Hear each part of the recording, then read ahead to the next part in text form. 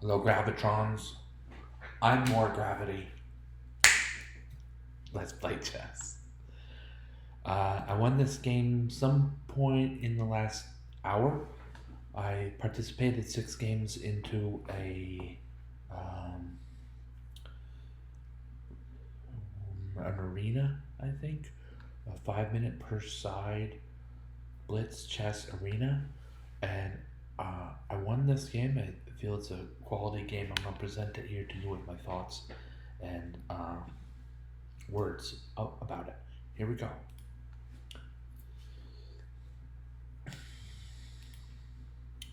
Okay, some normal Queen's Pawn opening stuff. I no, this is not. Don't tell anybody though. No, seriously, I'm playing the King's Gambit here with f4, and after bishop to c5, knight to f3, bishop to d6. I like capturing towards the center, or at least that's what I played here. I think once white has played knight f3, then there's a lot of freedom. If white gets in knight f3, and his king's head hasn't exploded, then there's more flexibility. All right. I want to reiterate this. For white, the first 3 moves of the King's Gambit are e4, f4, and knight f3. You have to have a really darn good reason to play something other than knight f3 on move 3. So for all practical purposes, I recommend people to play the King's Gambit as e4, f4, and knight f3. e4, f4, and knight f3. I'm German American.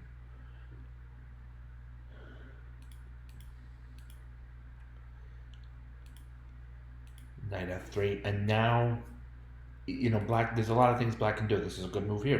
D6 is a fine move. With the knight covering the h4 square, we're not worried about the queen coming in and giving check. Bishop and queen together on f7 and it's checkmate, or the king moves forward and then queen takes e4 check, and there's this side, and then there's a rook flying off the board. No, the knight handles all of that.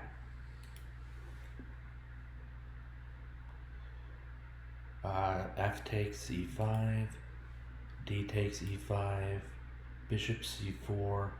A good developing move. It's pretty much the best square for white's light squared bishop.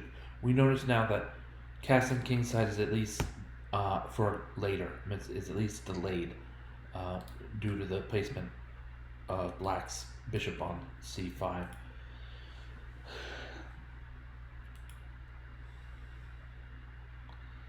h3, some kind of miss here. Let's get to the nitty gritty of this. What could white have played better than h3 was the move I played. d4 right away.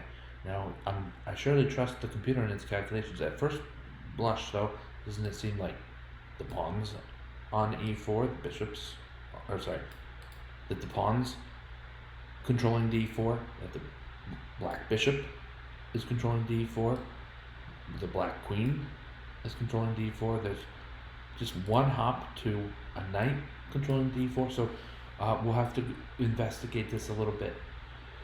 Bishop, the computer indicates d4, and then we have bishop to d6.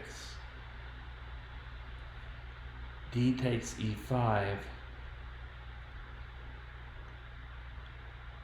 Bishop b4 check, and then blocking with the knight. I have seen this before.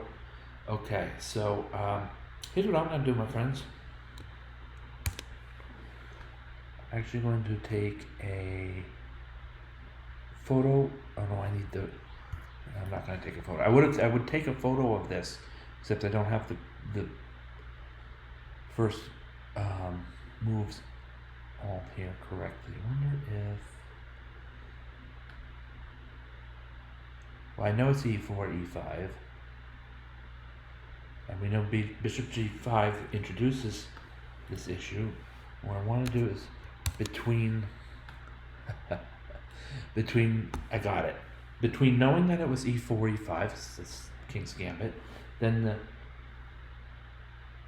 the sidebar here shows f4, bishop c5, knight f3, d6, f takes e5. So we got that to help us to where we are. And then the calculation from that point onward is great. And all this is helped by the illustration on the board. I love it. So this is my lesson for later today. I'm going to study this on my own. I just took a screenshot of all of this. And I'm going to learn how to handle this position better. I played h3, which isn't all that crazy, isn't all that bad. As per the game, bishop takes f3, queen takes f3, and white is doing well enough here. Not as well as whatever was going on in that last instance, but well enough. We're threatening checkmate for starters, and depending on certain blocks like knight f6 or even queen f6, then maybe our queen from f3 slides all the way over to a very Morphy-like b3, right? And we're looking at themes similar to Night at the Opera. The knight comes through, and I actually didn't do that. I chose to play d3 because of the differences in the two boards. This pawn needs to be protected, and if the queen slides over to b3, I'm a little bit worried about knight takes e4. Remember now, the bishop's capturing on f7, not the queen, so the king will probably be able to just scoot over to f8 and be safe enough, or just barely, and black has pieces aiming at f2 for an attack, a queen that can come into play. There is a weakness in black's pawn structure on b7, or in black's pawns, that might lead to the rook at a8. Queen to b3 is probably a fine move, but I played instead d3, which isn't so bad either. Let's take a look. I want to take a look at queen to b3. No, queen to b3 is some kind of mistake. Probably, here, bishop at c5 supports queen d4, and then there's potential mates on the board and stuff, and white will have to make some sort of concession. h6. I played d3, it was a little bit slow, and h6 here, that's too slow, really. I'm critical of this move, because with a king yet to be castled, rooks that are penned in potentially, I've got a queen that's ready to cause havoc, and a bishop that's down with that. I got another bishop who's down with that, so long as he's wearing his green slippers instead of the white suede shoes that the bishop on c4 is wearing. In addition, rook f1 could really jazz up the mix, so to speak. So I think h6 is a little bit slow. Instead, here with black to move, just castles would be pretty good, I'd say. Here you see here's just about equal with, now it's the top move, it's getting bumped back and forth because they're all razor sharp margins to as close to being close or entirely close or equal to each other, that's the word. So pawn to h6, bishop to e3, exchange of bishops. I think that was a strong move by my opponent, and the situation has calmed down a bit. Kingside castle, kingside castle. We're looking at a much calmer chessboard, more straightforward tactics. White has a slight edge due to a strong pawn duo and a more active placement of his queen. Black, on the other hand, has completed development. Both sides have saved kings. Black's, I would say, easy for you to say, slightly safer than white's king, but they're both relatively safe. So it's a chess game, and white has a slight advantage. And the clock, black has used 35 seconds where white has used 1 minute and 10 seconds, so black has a 35-second lead on the clock. It's good. I just, think sometimes a couple of material trades of equal value pieces kind of douses the fire for both sides. Neither side is really, about to explode or erupt with lava or anything.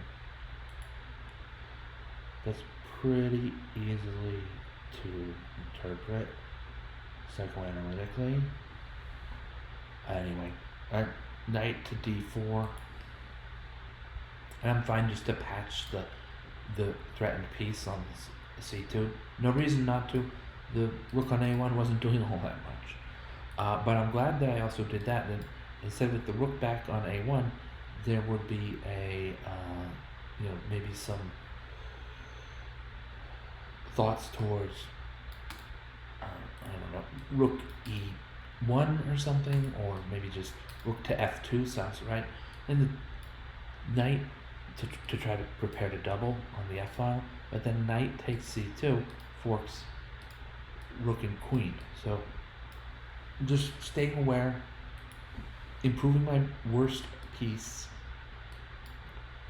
with rook to c1.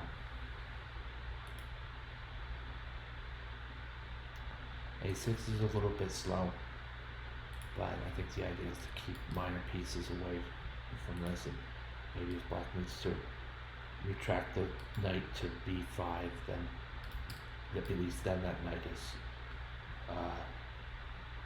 protected. And also, it's playing to, my opponent's playing to his strengths on the clock, maintaining a healthy lead on the clock with a move like a6, which is neither bad, a move like a6, which is neither all that good, and is definitely not catastrophic. You see that this move was made after 2 seconds of contemplation, so things are being done quickly, and my opponent's looking, perhaps make a win on the clock due to timeout. c3 is strong.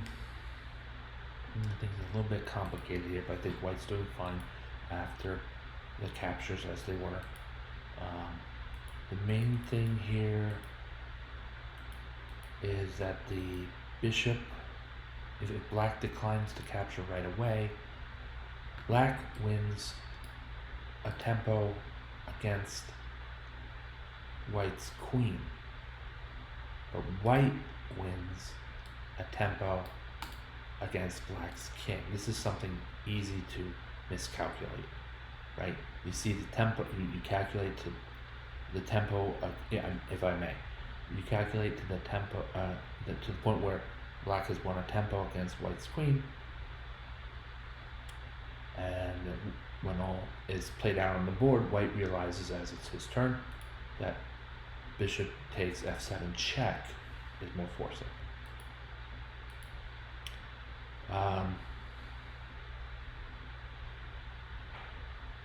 We're presented with this alright, this position. Equal material.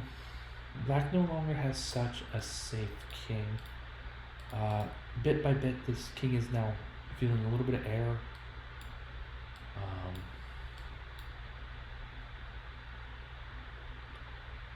It's black's turn to move, but white has attacks on c7, just keeping track of how many defenders black has on that square.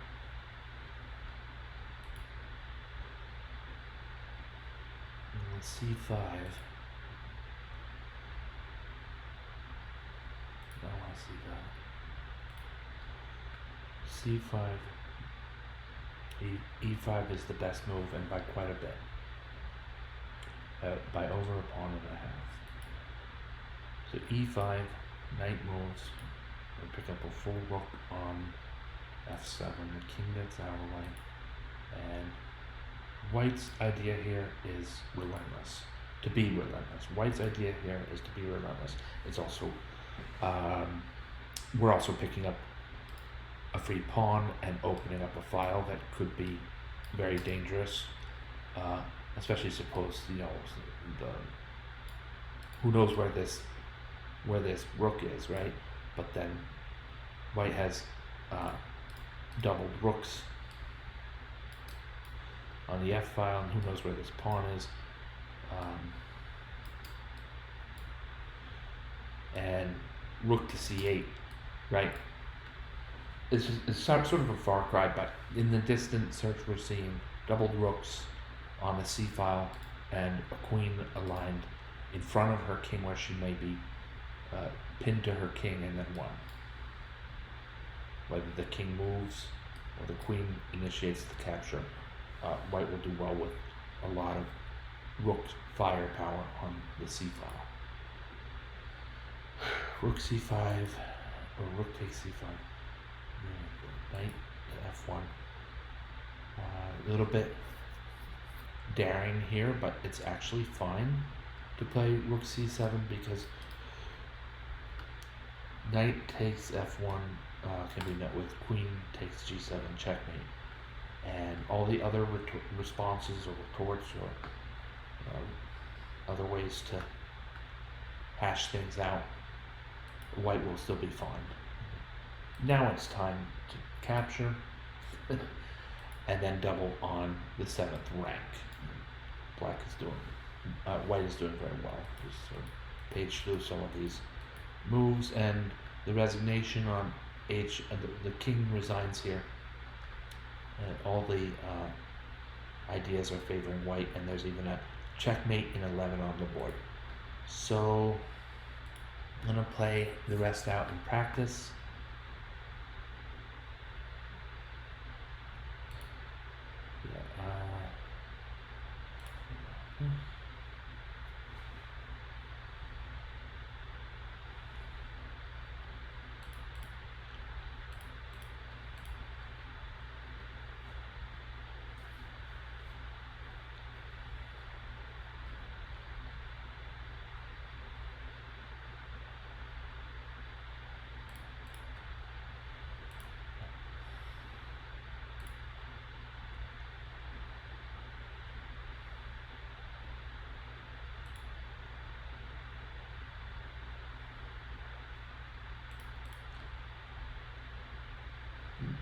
Alright, sorry about that.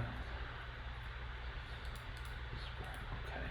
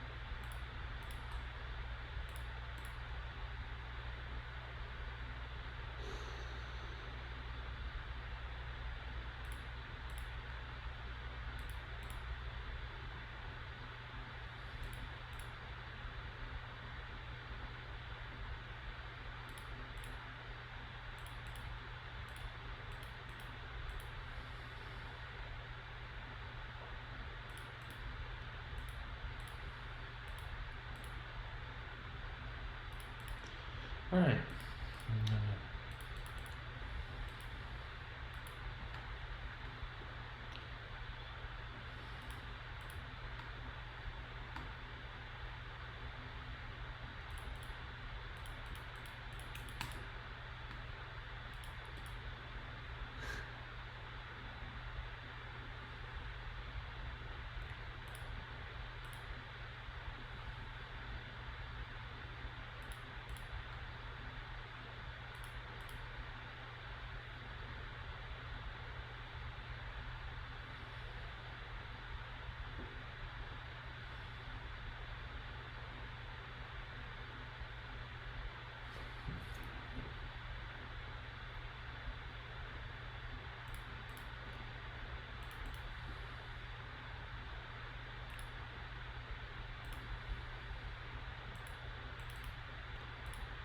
Okay.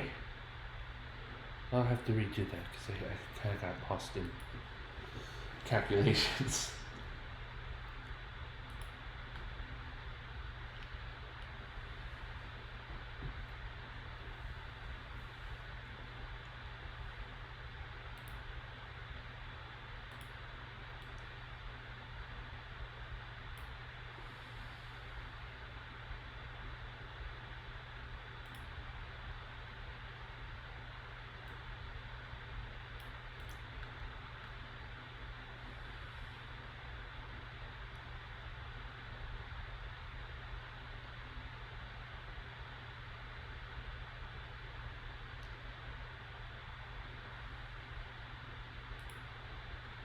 So some of these other games.